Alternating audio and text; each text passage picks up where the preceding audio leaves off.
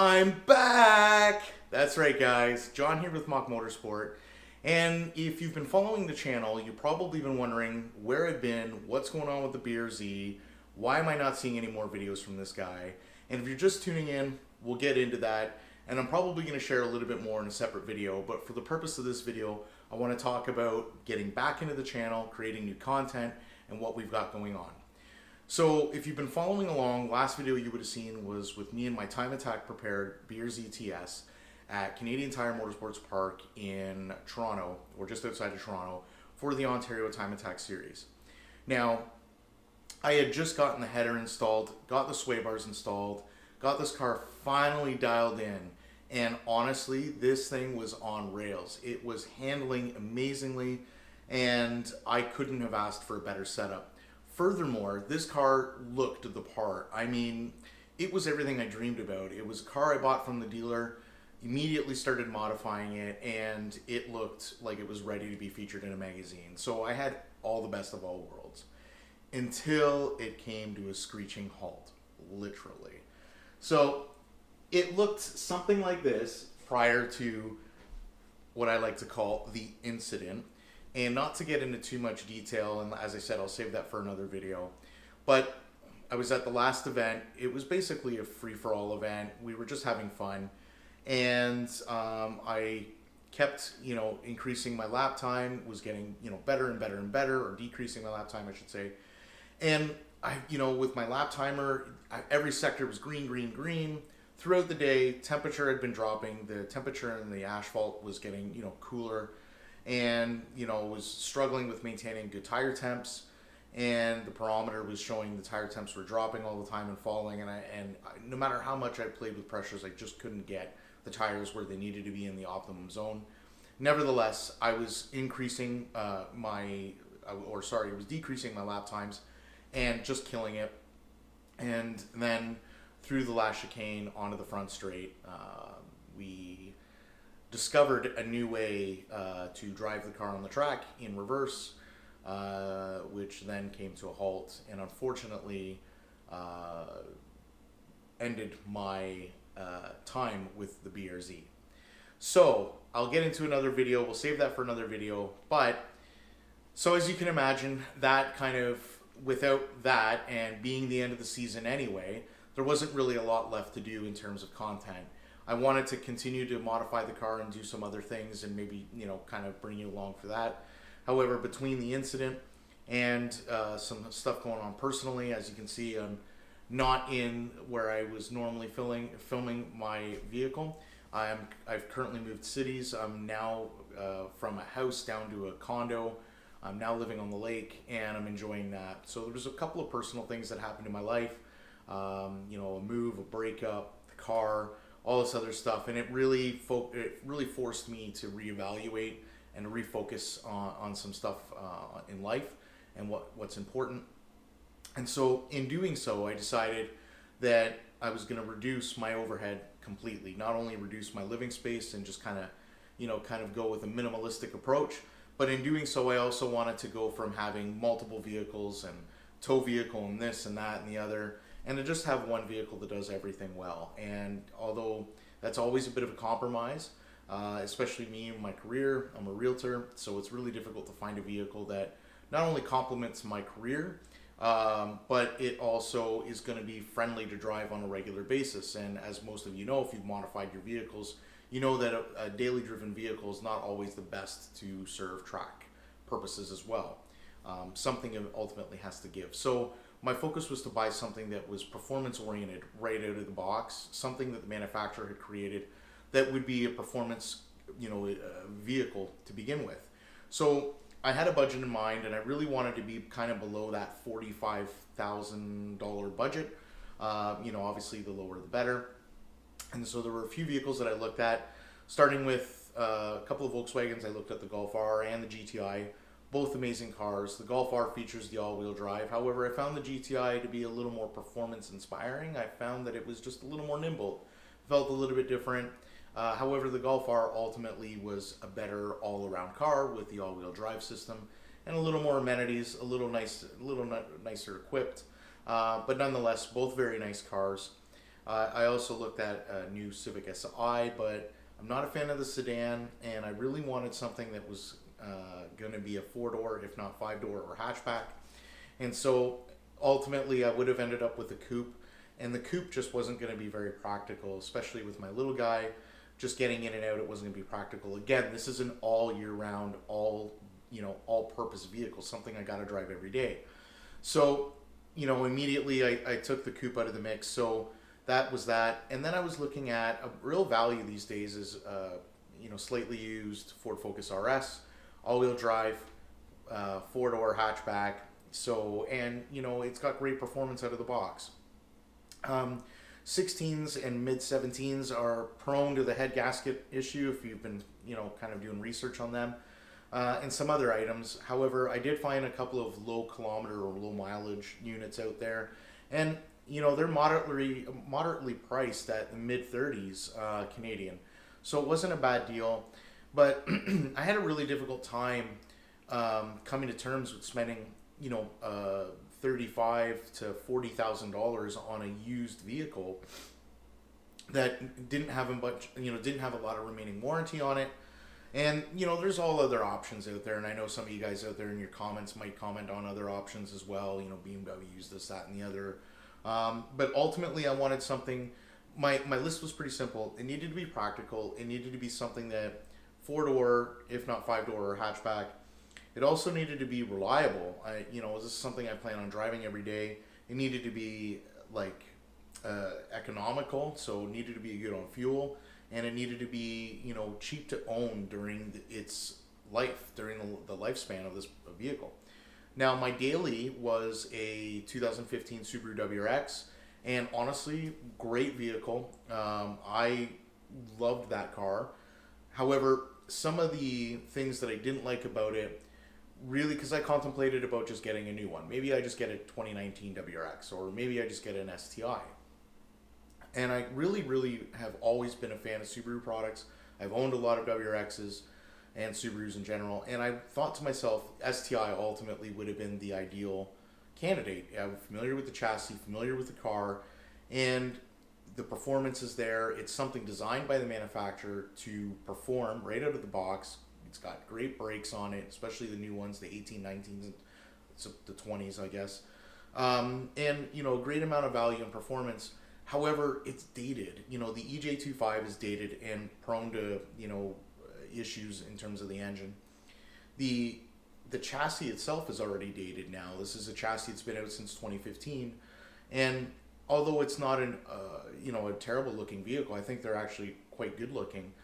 It's the ergonomics, the fit and finish of the materials, the quality of the materials used for your mid 40s, for a mid-range, mid $40,000 vehicle Canadian. It felt really cheap, and I know that with the Subaru, you're buying the mechanics of the car, and not overly great on fuel.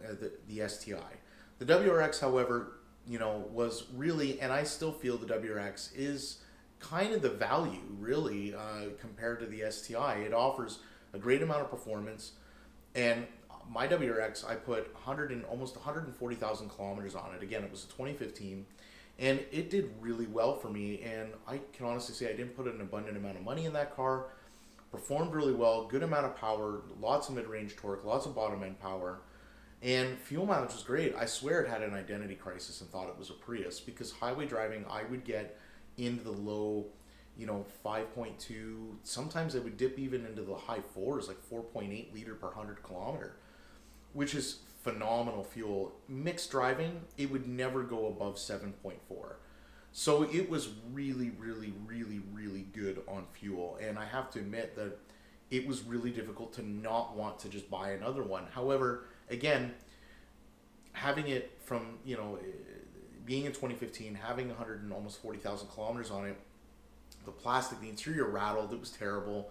There was a lot of little things, and again, the ergonomics. I didn't like the center console. I didn't like the location of the USB. I didn't like, there was really no cubbies to put my sunglasses and this and that. Just a few things. I like having the big, 1 liter bottles of water. There's nowhere for that. Anyways, so it was really kind of, this is something that, and I've owned a lot of vehicles, so this purchase was something that I ultimately wanted to, hit the points, check the boxes on my list, but also something that I could see myself, because I spend an abundant amount of time in my car and I put the miles on very quickly on these cars. I really wanted it to be something that even after it ran the course of its life and it had ultimately become worthless. And what I mean by worthless is when I put so many kilometers on a car, it's at that point not even worth trading in at a dealer. It just, when the value of owning the vehicle outweighs its numeric value, is what I consider worthless. I really wanted a vehicle that I could see myself potentially owning at that point when it's worthless, and I could potentially create and make it a dedicated track car. So ultimately, as I'm going through the list and looking at the comparable cars, I decided to pull the trigger and get myself a badass Type R. That's right. Now, fortunately, I was able to find a very low mileage 2018 model. Not much has changed between the 2018 and 19s. If you follow along, they just basically changed the audio controls. They actually have physical dial now for the volume, and they put in the fan speed controls as opposed to having a climate button. Anyways, fundamentally they're the same car, and I saved I ended up getting one with only about 6,000 kilometers, so maybe 3,500 miles for you Americans out there. So it hasn't even had its first oil change. The previous owner bought extended warranty, so it's got extended warranty on the vehicle. Had the vehicle tinted with light tint, which is what I like. I'm not a fan of tint, but I don't mind legal tint around. And had the optional door sills put in, the Type R logo door sills, and really well maintained. Mature owner just had come to terms with the fact that the car was just a little too immature for him, and so he traded it in. So I ended up getting this vehicle and saved myself about $5,000 compared to a new 2019 model. So I'm really happy with that, and I'm excited to pick this thing up. I cannot wait, because I really do feel that it's a Honda. It's going to be reliable. I've owned many Hondas. They've always treated me well. I actually spent 7 years combined working for Honda dealerships, so I'm very familiar with the product. My family all owns Hondas, and again, I've owned many of them. It's economical because it's a Civic. Like, I test drove this thing and I couldn't believe it. It really suffers from Jekyll and Hyde. When you drive it modestly and you're not into it, and you're only driving it at 6/10, you don't really understand what the big hype is. And truthfully, I had to test drive this vehicle twice. The first time I drove it, I was not impressed at all. I didn't think anything of it, and I just thought it was all hype. And I ended up circling back to the dealer, and with the salesman's permission, the second time I drove it, I really gave it everything, and I drove this thing at 9 and 10/10. And that's when I understood exactly what makes this car so special. Because when you're not on it, it's a practical, reliable, versatile car to drive. It's a Civic. And then when you're on it, it becomes this completely, different animal altogether, which was something that I was looking for. I was really looking for that vehicle that not only was going to check the boxes on my list, but was something that I could take to track events or take to track days and feel confident that it's going to be competitive. And I mean, after all, this thing did set a record time on the Nürburgring. So that being said, it was a no-brainer when I drove this vehicle. It offered all the practicality. The ergonomics are perfect. There's a cubby and a space for everything. I like the positioning of everything. Quality materials are as good as you're going to get in a Honda, really. I mean, it's not German. The Volkswagens, had, in my opinion, a little nicer materials and a little nicer fit and finish. But from the Civics of old to this new Civic generation, I have to admit it's a completely different car. And I'm really happy with its layout, the ergonomics, the quality materials are reasonable.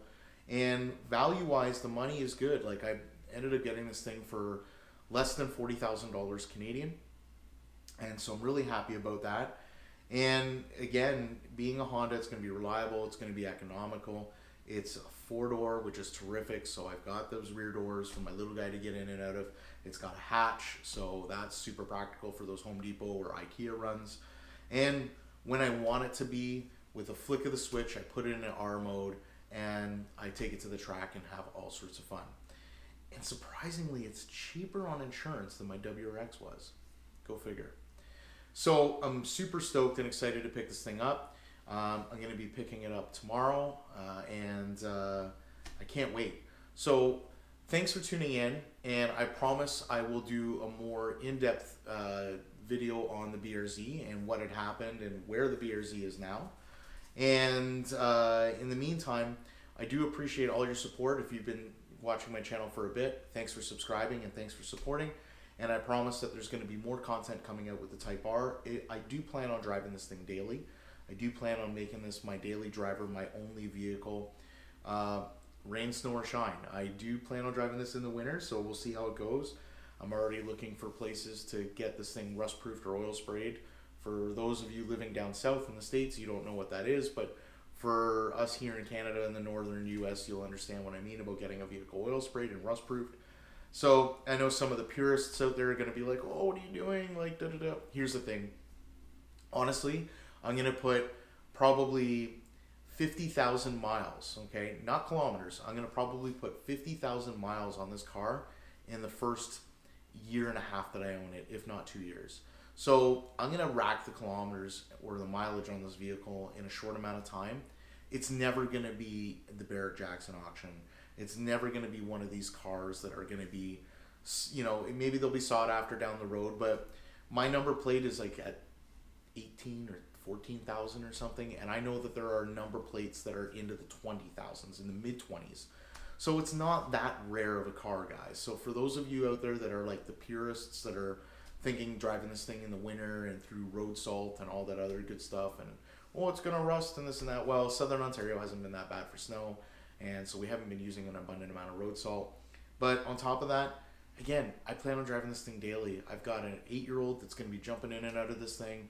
I've got clients that are gonna be potentially jumping in and out of this thing, and I plan on driving it. And you know, the one thing I've learned is the more you baby and the more you try to protect something and keep it in a bubble, the more shit happens to it. And frankly, you pay enough money for it, so you may as well drive it. So follow along as I get acquainted with the car and I drive this thing on a regular basis.